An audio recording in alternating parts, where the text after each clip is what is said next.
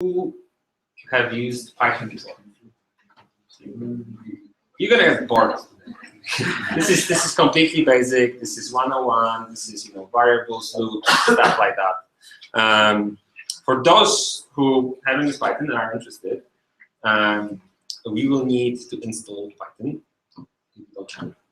Does anybody not have Python installed? Okay. So we gave them instructions beforehand to install Python. Mm-hmm. So they should have Python, Jupyter, IPython. All right, excellent. So we're going to work with IPython, and I'm going to walk you through some stuff as soon as someone will start watching us. Well, I guess we could just get started. I mean, it's. All right, excellent, excellent. There was a question. Was there a question? No. Cool. Oh, there's one viewer. Someone is watching us. Okay.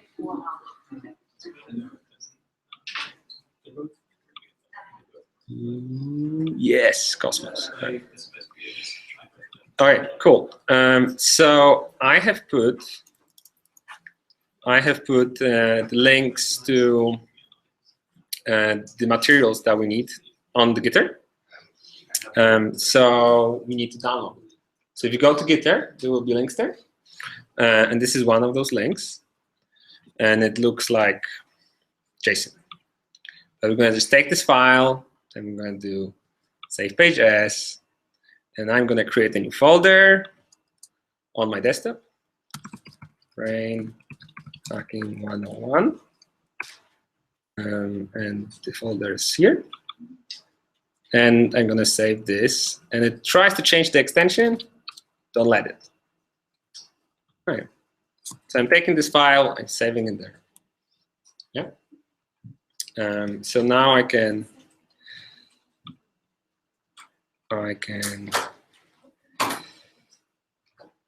go to my desktop and whoa. And there's a lot of weird stuff that probably the internet should not know about. And go, well, it still changed the extension, so I'm going to rename it to .ipynb. So this is our notebook, and this is the thing I'm going to work with. I'm showing you an example. So if you want to follow what I'm going to do here, you need to have this file, download it on your computer. Okay? The links are on Gitter. Did you find the links? So.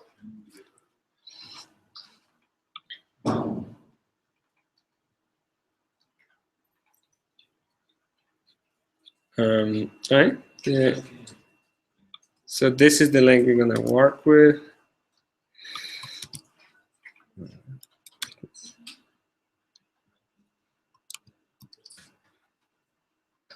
I've posted again. This is the file you need to download.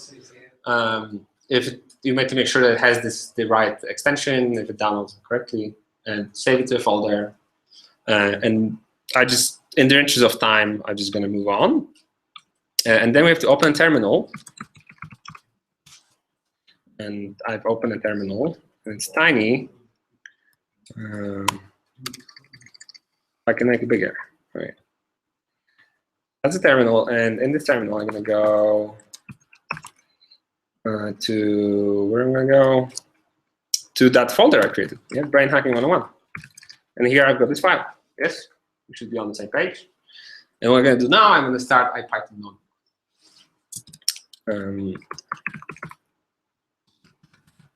By typing these commands. And if you installed Python and IPython correctly, this should just work. So I do this, and it opens a new page. So who's got to download the file? Who downloaded the file? No one. Right? One who wanted to download the file failed to download the file. I think a lot of people were looking in the Brainhacking 101 channel. Okay. Didn't see it. Oh, did you cross-post it over? yeah. Yeah, sorry about that. All right, excellent. All right, cool. Okay, now I need to. So just want to be on the same page here. We need to get this file. We download the file to a folder, and then we start IPython node. So who's struggling with that? Maybe some more experienced people can help out in the class.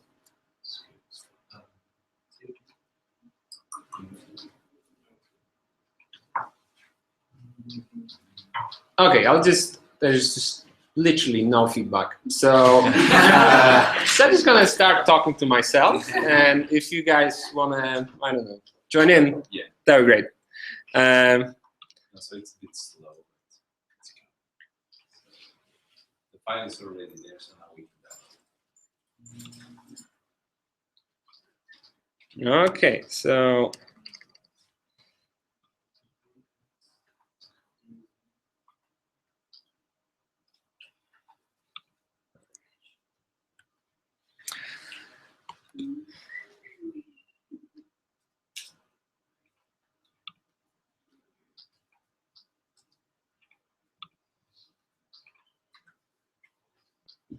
So when you download the file, open terminal, go to that folder, type IPython space notebook, and a page will show up.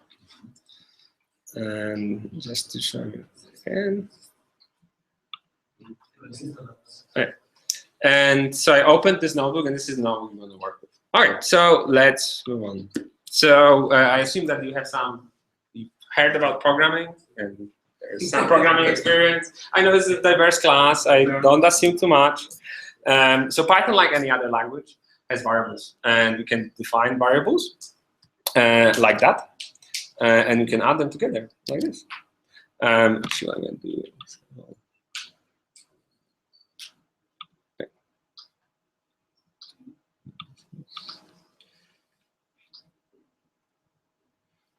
Okay. So we can add them together, and in IPython, to actually, I can type in this node. So I can do a equals 4 equals 12, and then to make it run, I press Shift Enter. To Shift Enter, and then it runs. So the first one doesn't have any output. I'm just assigning to variables. But the second one has an output, and that's why it prints something here, 16. So some of you coming from other languages probably noticed that we don't defining any types for these variables. So for example, I could assign a string to it, which is a list of characters, like I do here. We can also combine addition with assignment. So you can do a plus b, but I can also do a plus equals 2. And that means that the value of a will be changed. So I had a, added 2 to it, and replaced the previous value of a with the a plus 2. Yeah, and then we have the strings, which I can also add. So here I'm defining 2 different strings, Python, MATLAB, and sign. Let's say I'm going to say it doesn't equal to be very diplomatic. And as you can see, I've got these 3 variables, a, c, z, and I add them together. Adding numbers, we did that in high school, and probably earlier, hopefully. And you know how it works. Adding strings is basically concatenation. So there's a string, we add another part at the end, another. All right. And as I said, types are not explicit. So sometimes we can force a conversion between types. So something is a string only because we gave it the value that was string. We are not explicitly saying, oh, this variable has to be a string, or this variable has to be a float or an int. So here, I was trying to add 2 different types of variables. I was trying to add a string, which was number 9, but this could be something else. This could be something, you know, Alfred, yeah? And that doesn't make any sense. If I do this, I get an error, which says I cannot concatenate a string with an integer, because how would that look like? And then you have to explicitly convert the variables if you want to do this. So here, I'm converting this string into an int explicitly by calling this function. Int, open bracket, name of the variable, close bracket. And now I can do an addition. I could also do it other way around. I can do str. Now they're concatenated. Instead of added, less they would be like numbers. So I'm going to revert that because it's super confusing. All right. Okay, but however, it's not super smart. So if I say 9 and I try to cast it, it will say that it's invalid because it doesn't understand English. The same as I would say the number between 7 and 9, it wouldn't give me 8. So you have to be explicit. Okay, so far, simple types, integers, and strings. So far, so good? Yep. Right, excellent. Because if you were lost on that, that's... We're from a bad beginning. All right. So lists. Python likes lists, and Python, a lot of stuff in Python revolves around lists. And lists are natural. We make lists. When I go shopping, I make a list. When I decide what to do in life, I make a list and then fail. And lists are very useful, and a lot of things work with lists. So let's make a list. So first, I can create an empty list by 2 square brackets. So name of a variable equals 2 square brackets, and that creates an empty list. So let's just have a look at this empty list. And an empty list. An empty list is empty, and I can actually count how many items this list has by calling len, and we'll have 0 items. Okay, let's go back to that example. And I can create a list with more items. So I can create a list with 2 items, or 3, or how many you want. And also, as you probably noticed, those items don't have to be of the same type. So I can mix and match integers with strings and any other list. I can make a list of lists. It's very meta and confusing, but I can do that. I can make a dictionary of lists that has dictionaries in them. Craziness. So all of this can be combined. And I can also, I don't have to restrict myself to what is inside my list when I declare it. So when I have a list, I can add things to the list, and I can remove things from the list after I declare it. So here I've got an empty list, and I add an item to it, a string called experiment1, and I print it. And we have a list with 1 element. So this dot append adds an item to the list. And then I can access elements on the list by their index. So list is ordered. If I added something in a certain order, that order is preserved. So I can ask, what is the first item on the list? And Python counts from 0 instead of 1. It makes mathematical sense. So anyway, so yes. So when I do open square brackets and I put an index here, I can count. I can access a particular item. If I do 1 here, what do you think will happen? There's no item because it's only 1 element list. So it will. 0. Yes, it will give me an error. Okay.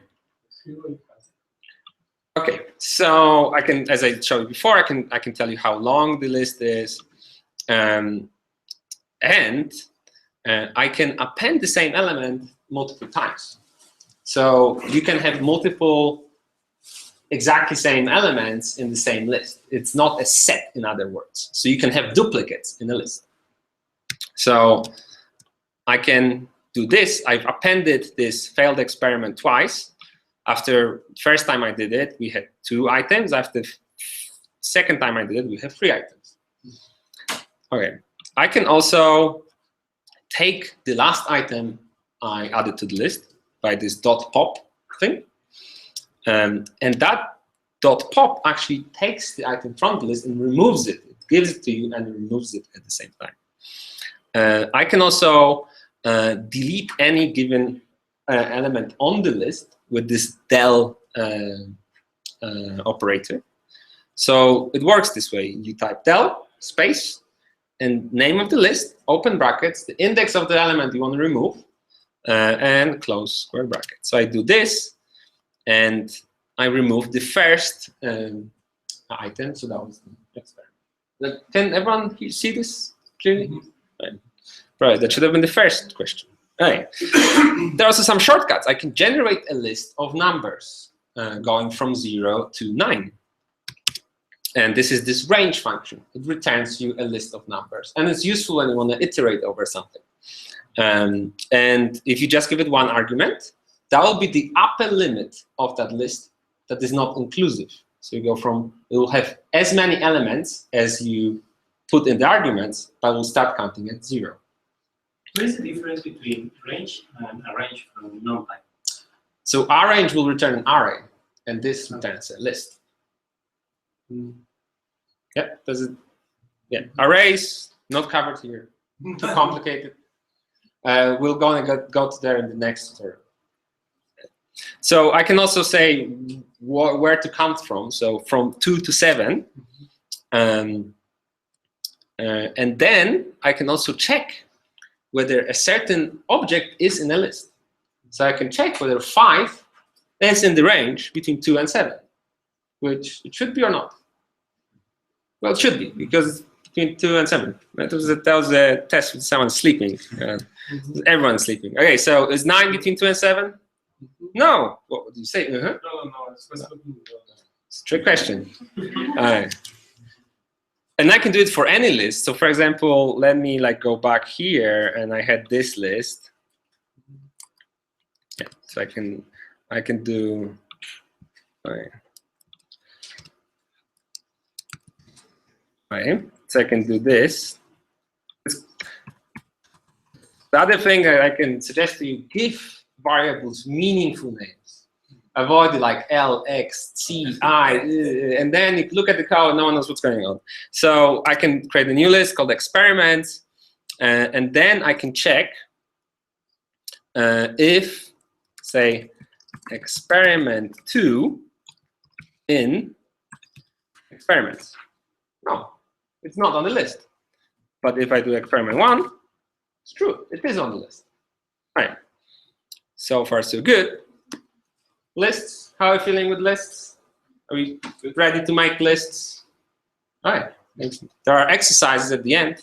They'll be great. And no, not grading, but there will be exercises. All right. Yeah, I should this will be on the final exam. All right. All right, so now sets. So we work with lists, and now we're going to introduce the concept of sets. It's basically the same as a list, but it doesn't have an order, and it doesn't support duplicates. So if you have something that should not have any duplicates, for example, list of subject IDs. Yes, with subject IDs, I should not have the same subject in it twice. Yes, and it's defined this way. You type set, open brackets, and you put in a list of objects, and you close brackets, and that will create a set. So this is our set, and it works like a list. Wait, okay. It works like a list to the extent that it doesn't have an order. If it doesn't have an order, I cannot use an index to figure out an element, because that order that gives it here is not guaranteed. It just happens to be this. So that's why I cannot index it. There's another thing that we're not going to talk too much about right now called ordered set, which is a set that has an order but doesn't have duplicates. Okay. I can add to a set. Notice it's not append, but add for semantic reasons, because it's not appending. Appending suggests order, just adding to a set. Append suggests that it's at the end of something, and this thing doesn't have an end, it doesn't have a beginning, it doesn't have an order. So you can add something, but now I'm going to add the same thing twice. Will the set change? No, because the set. So this is it. The other cool thing is that I can subtract sets. So I've got, let's say I've got a set of subjects. Those are all subjects. And then I've got a set of subjects that are bad subjects. Bad subjects. Sorry. Yes, this is complicated. And I want to only analyze the good subjects. So I'm going to subtract from the list of all subjects the list of bad subjects. Here I'm doing this on cognitive concepts or maybe paradigms. Let's say I've got different paradigms tested and I want to subtract them. Oh, the example is competing labs work. So our lab is working on mind-wandering perception, metacognition, consciousness, and this competing lab is working on these 4 things. And now we want to see what should we focus on, which is the stuff that the other guys are not working on. So this is subtraction of 2 sets. And this is fairly useful. And you can also do an intersection. So you can take 2 sets and figure out what is the common thing between them.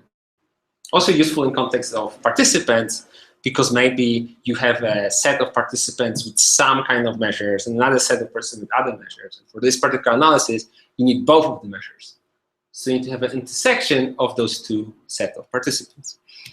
Okay, and this is how you do an intersection. You take the name of this of one of the sets. It doesn't matter which one. It's a reflective operation.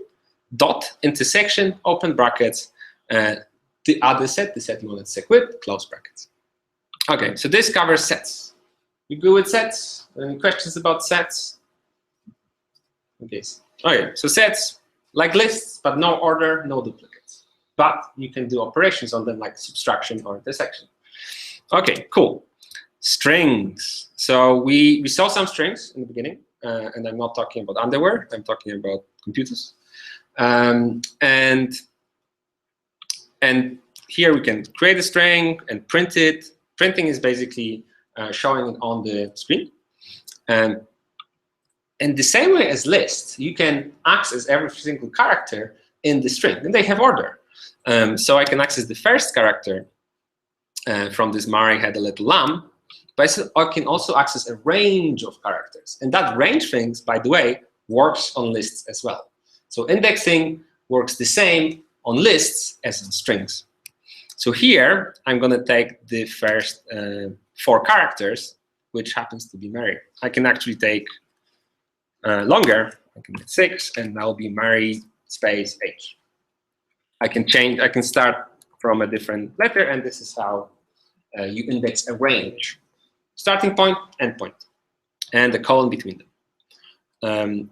I can also split a string. So let's say I've got a string of values that are separated by commas, and I want to get the individual values. And I can split that string by the comma character.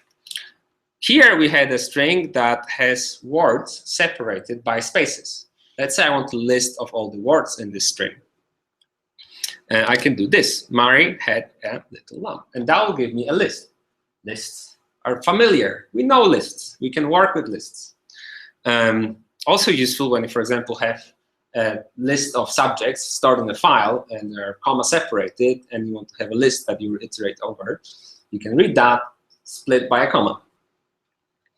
Okay, and you can also index stuff beginning from the end of the list. So let's say I want to have the last item on the list. That will be -1. Second to last, that will be -2.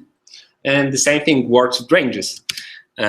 So here, if I want the last word of this sentence, I would take the string, split it by a space, and take the indexing operator -1 to access the last bit. I can concatenate stuff. Mari had a little lamb or 2. Maybe she had 4. We don't know. And we can also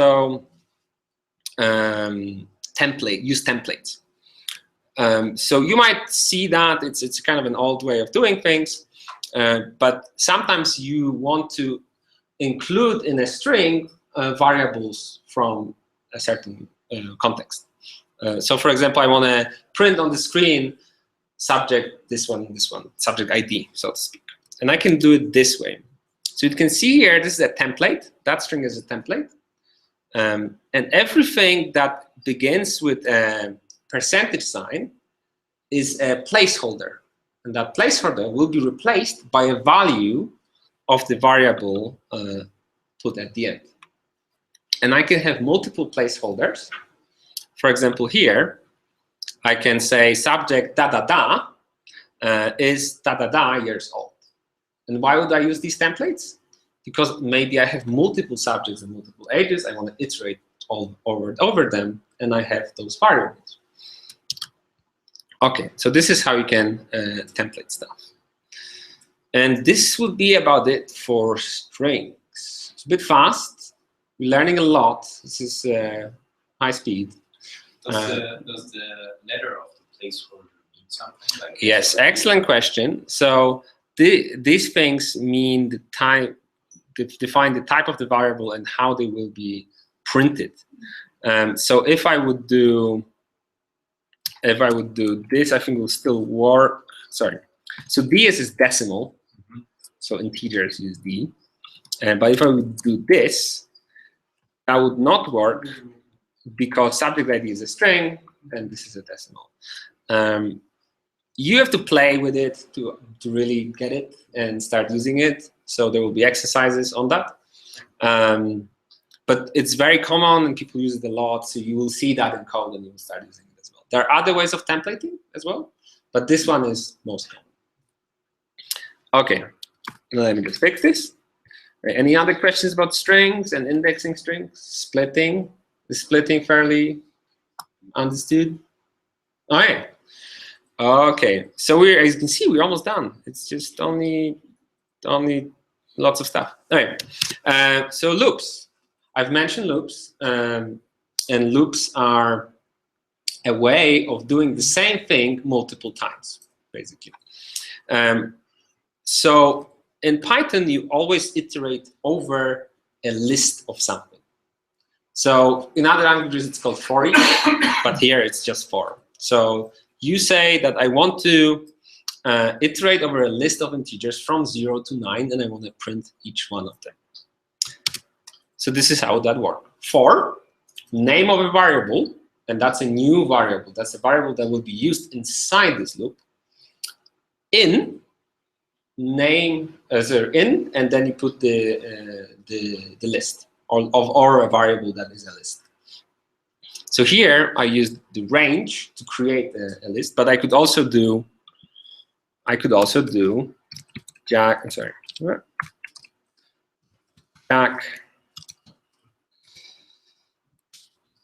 Johnny James and do that, and I'll print the stuff. And these two correspond to each other. So if I would change this to name, it uses the previous value of the variable. So that's kind of an error-prone thing. So I have to use the same thing. So you saw this before. It was basically taking the value of the I that I defined in the previous execution, and that's why it worked differently. So those two have to correspond to each other. Okay. Indentation is crucial. So Python, as you can see in here, it looks very nice, but how do you know what is inside of the loop and what's outside of the loop? So let's say I want to do this.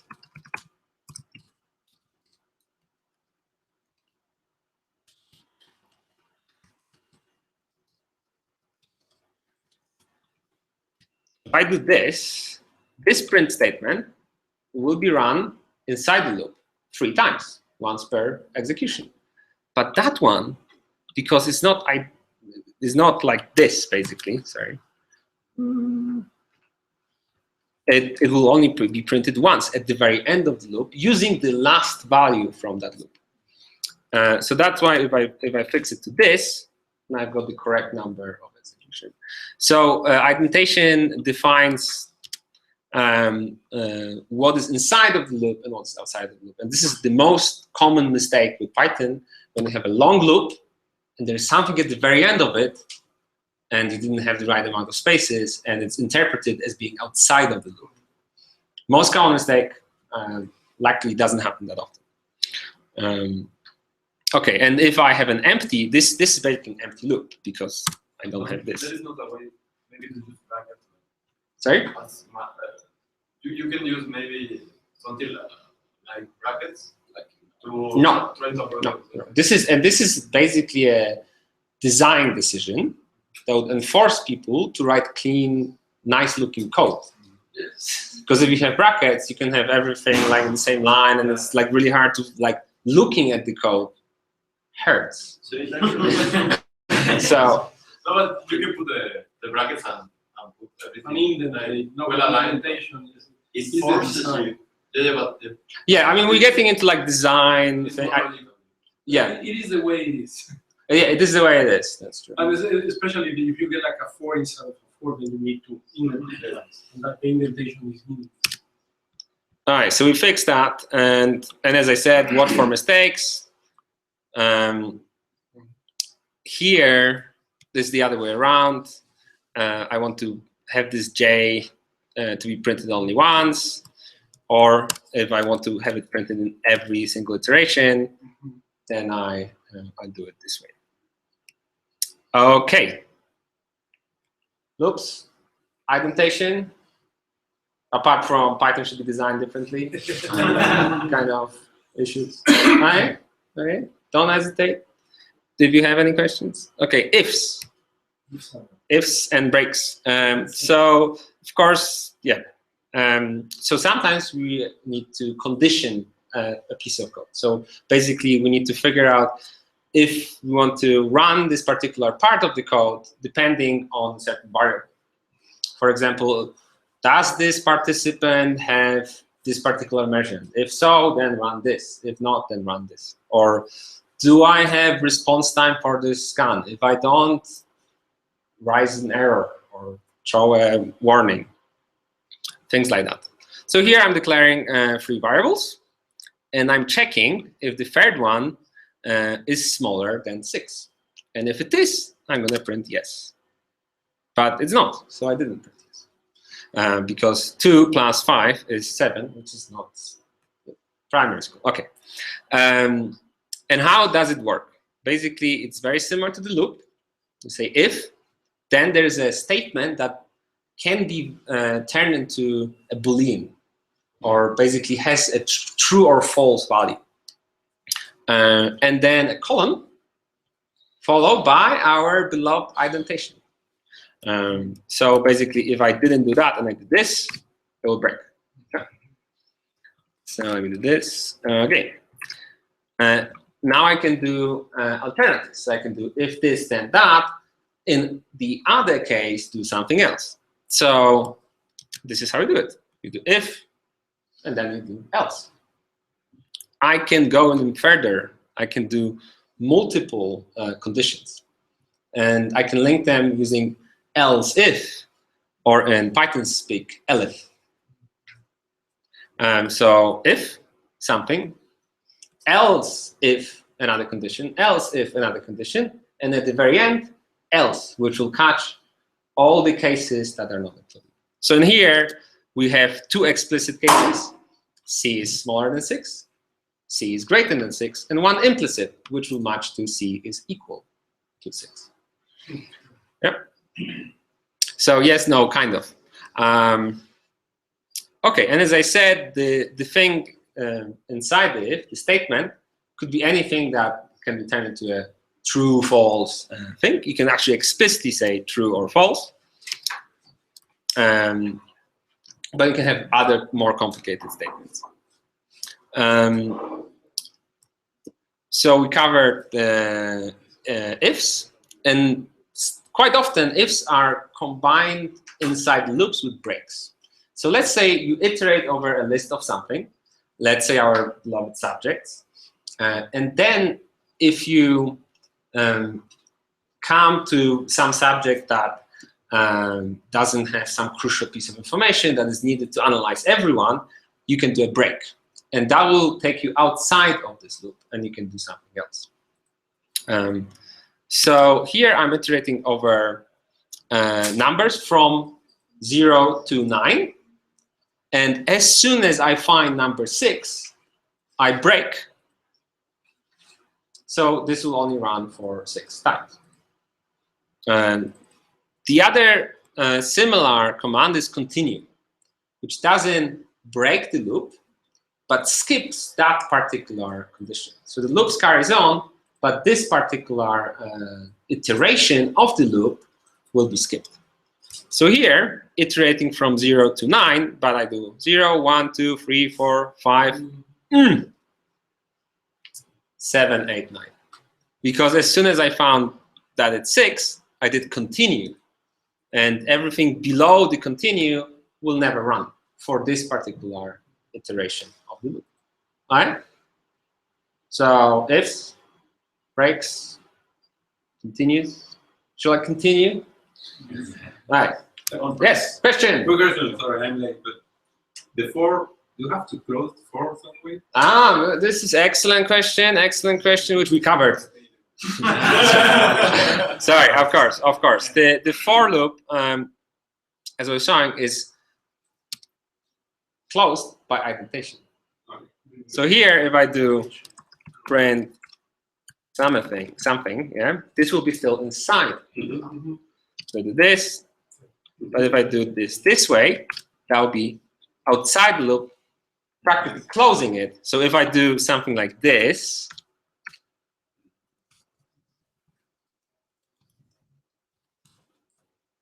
that will be an error because we haven't opened a new loop. All right, excellent. Good question. All right, cool. Files. So this is the last bit. And then we go to exercises. All right, files. So we all work with files. We love files. Files are great. So here I'm going to open a file with this line. I'm opening a file. This is a path to a file. It will look different on Windows because Windows different slashes, but it doesn't matter. The second argument of this function, second argument of this function is whether I want to read the file or write to a file. Why does it matter? Because if I just read the file, then other people can read from it, or other processes on my computer can read from it as well. But if I write it, it's kind of blocking. So I have to declare what I want to do with it to begin with. So this time I'm going to write to this file or open this file for writing. And that gives me an object. And this f object, you're almost done. How much time do I have? No, you, as much as you need. I'll just check and make sure the F is. We stay until midnight. Y'all need to stay. If he's not finishing, Which allows finishing the exercise. Well, before midnight, we need to move it to the hotel. Oh yeah, okay. But whoever is not finishing the exercises won't get beers. I like the way you think. Okay, so that will return you an object, f. We can call it something else. We can call it f handle, or that f really file handle. Let's call it file handle, so it wouldn't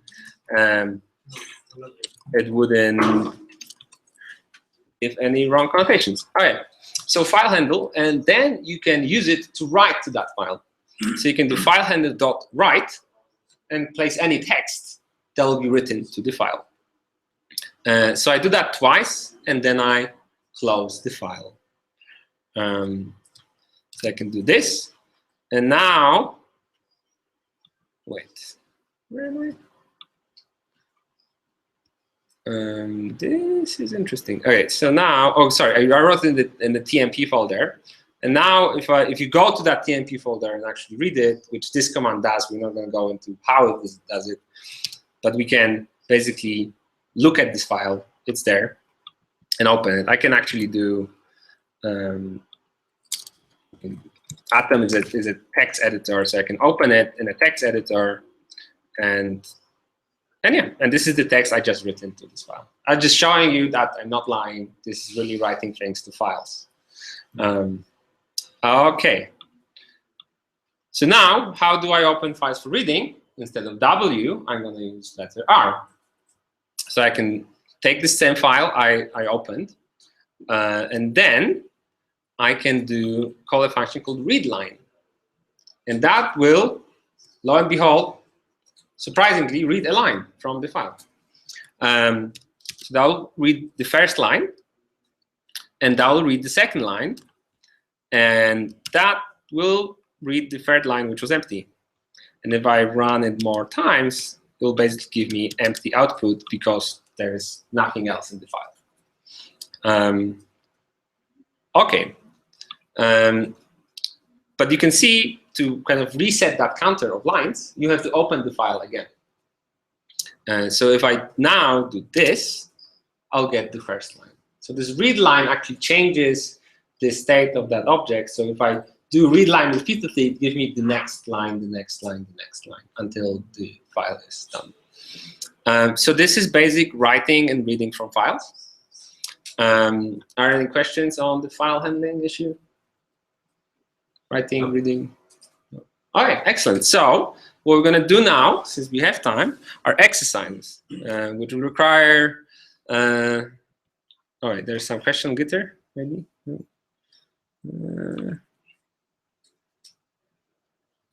All right, unrelated, I guess. All right. So we're going to now we're going to do exercises. So back to Gitter.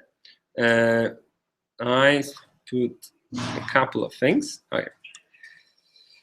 So I'm going to post another link, and you should go there.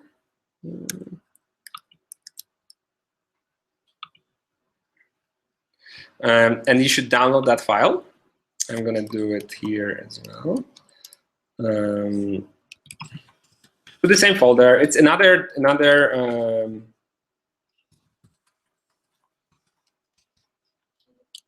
Sorry, where am I? Yeah. So okay, it's another notebook that we will use that has the exercises for you to do and empty spaces to put them in. So I'm just going to download this file very quickly.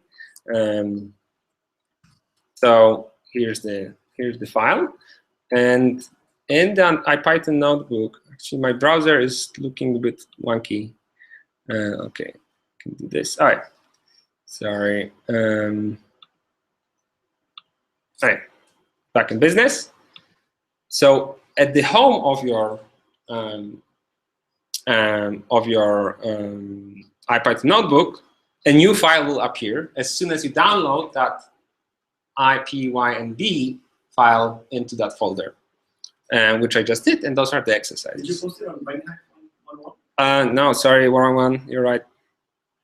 Okay. Yes. Now we are having. I'm just using. I'm retarded. All right. So. And those are the exercises. And there are a few of them, and I will let you try doing them. And they should, increase in difficulty. But I tried to make them relevant to typical data handling issues that we have in neuroimaging with the kind of limited set of skills that we just learned. Okay. Are there any questions about this? So the other question I had is like the IPython notebook. Yeah. Like, how can you kind of again open it? You go to files, open, and then. Oh, how can you? Yeah, just the file you just. Yeah. So okay. So here's the procedure. I go to Gitter. I open. Yeah, that's already now. So you've saved the file in the same folder as the previous notebook. Yeah. Okay, and then you go to the main Jupyter file. So basically, you click in the corner. Okay. So once again, this is so this is where we were. This is what I was showing you. You click in the corner, and now there should be two. If it was saved in the right folder, there should be two. You open the one, day one exercises, and then you can start doing stuff. So what I'm gonna do now, I'm gonna finish or basically hang up from the Hangout. So I'm gonna hang up, and we're gonna go back when we're gonna present the solutions. All right. To edit this.